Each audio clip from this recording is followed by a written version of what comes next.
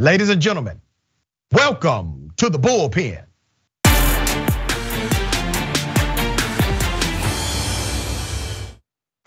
She's back. Commentator Young Voices, we have Miss Sarah Montalbano, a commentator with Young Voices, research associate at the Alaska Policy Forum. All right, so we're going to talk about the Ice Queen who has been thawed out to run during a time as this, Sarah Palin.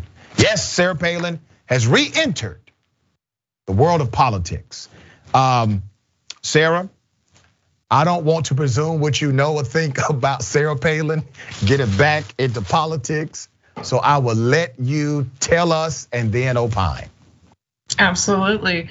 I think Sarah Palin has a lot of name recognition that's going to help her try and fill Don Young's former seat. And she's getting a lot of media attention outside of Alaska for this. But I think generally Alaskan opinion is not all that favorable, including my own. We're all still a little collectively annoyed that she resigned her governorship in 2009. And so I think Alaskans really understand that we want someone who is going to advocate for Alaskan interests, even if it's unpopular with the Republican Party line. And so I think generally she does have a shot. But she will have to avoid major gaffes, and she will try and have to demonstrate that she has this philosophy of representation. Yeah, well, she's gonna lose. Tell me, why do you think she decided to get back into elected politics? And I got some stats and some gaffes she has made and some other things she has said that are problematic from Alaska. So why do you think she decided that this is the time for her to get back in? I think generally she's probably picking up on a lot of discontent with President Biden, and that I think, Alaska's always been a fairly strong Republican state. And so I think she just is trying her hand again here. Again, I'm not really sure why she's taken a decade off and decided to try and come back and do this big seat when there's a lot of other qualified candidates who have been doing local government things in the meantime. You got a lot of candidates running in this particular race with her. How many candidates total? There's about 50 candidates. That's amazing, 50 candidates. Yeah, it's really rough. I think about 17 are Republicans and about 6 Democrats and a whole slew of independents and third parties. Okay, so let me ask you about this, because politically, let's say she wins. Let's say she makes it to the next round, right? Let's say she's in. Remember when she said, and I quote, "As Putin rears his head and comes into the airspace of the United States of America, where do they go? It's Alaska. It's just right over the border." And that was her explanation of her foreign policy experience, was that she could kind of see Russia. And then here's another dynamic, because it's really interesting how the GOP has become romantically involved with Putin in this particular era. So roughly 12, 13, 14 years ago, and this was back in 2014. March 2014, Sarah Palin said, and I quote, "Mr. President," talking about President Obama, "Mr. President, the only thing that stops a bad guy with a nuke is a good guy with a nuke." Talking about how he needs to handle Vladimir Putin. Well, that's not a Donald Trump position. Donald Trump has endorsed Sarah Palin. Sarah Palin has an adversarial international view as it relates to Trump's position on Russia. So how do you think they're going to live at peace with this very different approach to the Kremlin?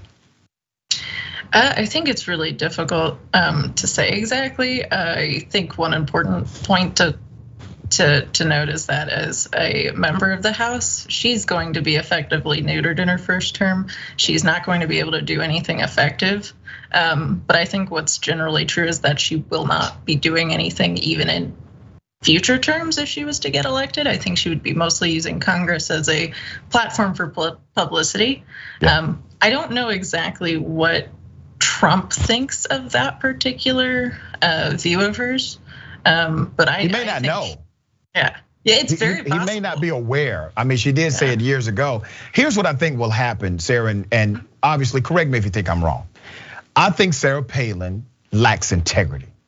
I think she has no backbone whatsoever. I don't think her values are actually values. I think she mimics values in order to fit the political narrative.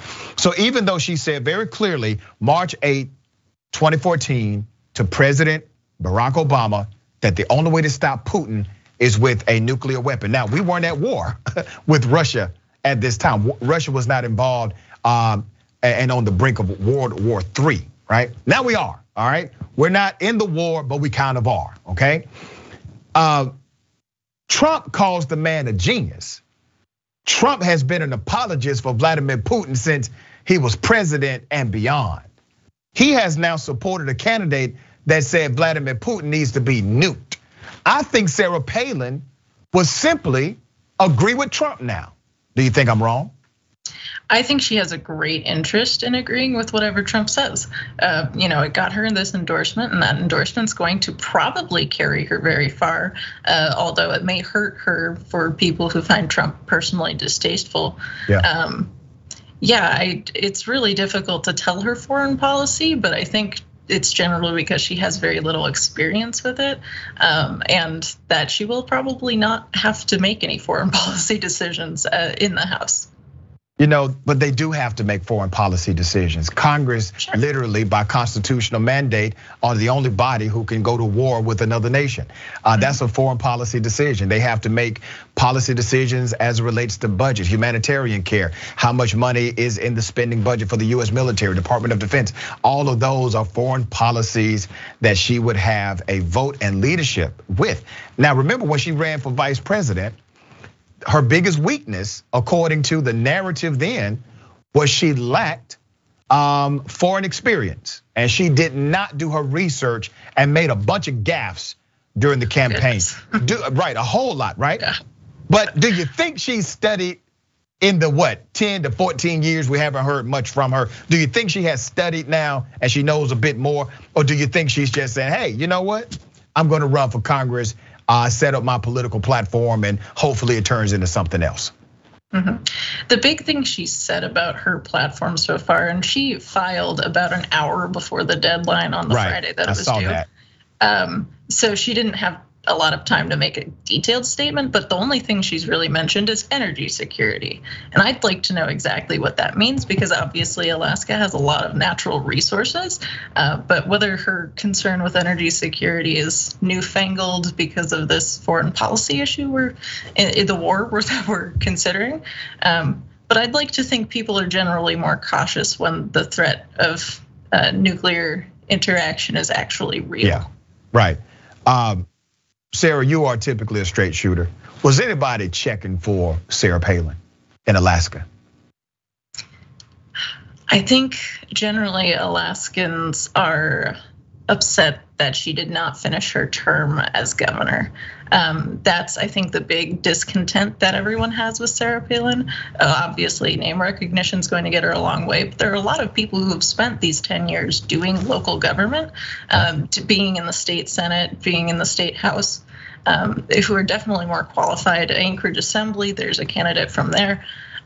So I really think it's going to be a tough fight, and Palin is not going to be able to just cruise to victory here. Let me ask you this.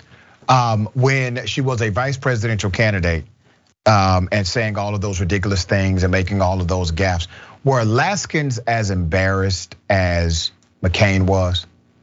I think we were. I gotta say, I was like 9, so it was not very salient to me. But I think Alaskans all just kind of let out a collective groan of disappointment when we were informed of this new development, because I think perhaps the best thing she could do is not win but still split the Republican vote, and so that's going to be a difficult strategic reconciliation here. How much does the Trump endorsement help in the district she's running in?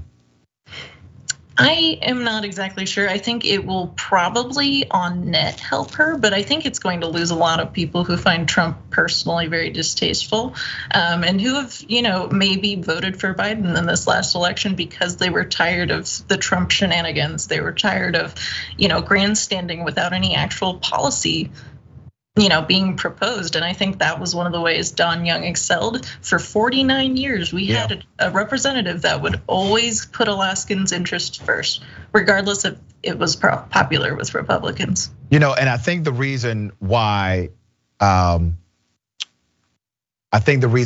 was such a successful recipe was because there's a conditioning that says, all right, we are intentionally going to stay away from national politics and put a very specific focus on the unique needs of Alaska. Alaska has unique needs, not germane to other states. Some commonalities, some very, very different. That nuance made a difference, right? So does Sarah Palin bring that to the table at all? Again, all I've seen from her platform so far is that she is focusing on energy security. And so I don't see exactly her doing all the hard work of bipartisan negotiations that Don Young did. Don Young reached across the aisle frequently. And I personally saw him, do his infrastructure bill. He got good things for Alaska from it when he knew that it wasn't going to be held up any longer. I don't see Sarah Palin doing that. Yeah, but she has the Trump endorsement. She has high name recognition. She's popular definitely outside of Alaska with the GOP.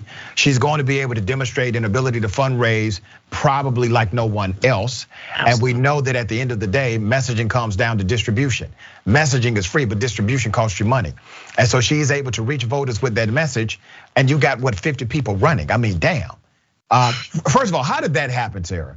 50 people running.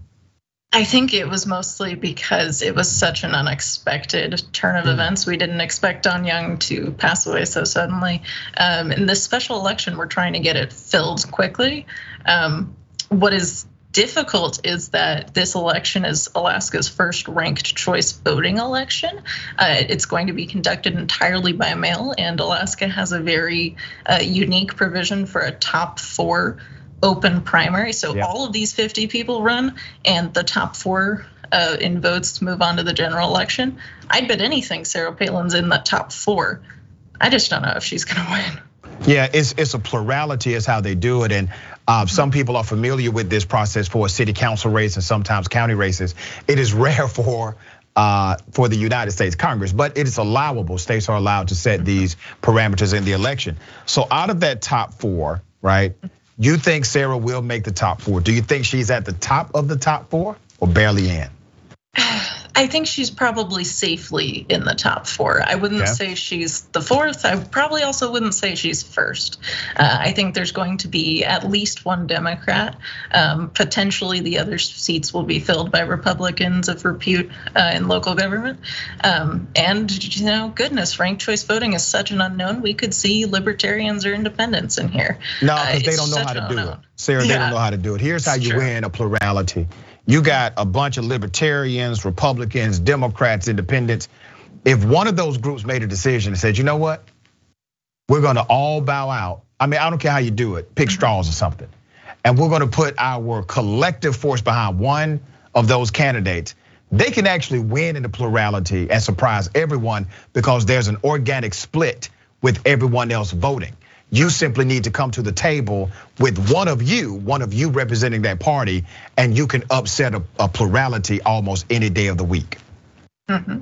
Absolutely. Yeah, I think we're going to see a lot of candidates drop out of the race, mostly because they will be out fundraised by Sarah Palin and the other candidates with some name recognition. But I think it's still going to be a very crowded field by the time of election day. All right, what's important to Alaskan voters? I think we definitely want to see a representative that will advocate specifically for Alaskan interests, and that's often in what Sarah Palin's calling energy security, but what I would probably call energy development. We know how to responsibly develop our resources, quite generally, and we want to see environmental preservation. We want to see, a good balance of those things. So yeah, those are two issues I think Palin's going to have to be a little more clear about. I think Sarah Palin got into this race because of Marjorie Taylor Greene. You think so? Yeah, I think she says, you know what? That should be me. It's quite possible. Yeah, I think we're all a little embarrassed about it, but we'll see how she does. All right, so we'll bring an update to see what happens in the plurality, what 4 top candidates make it, to see what Sarah Palin faces, where she is going to place. I appreciate you being on the show. Thank you so much. Always a pleasure.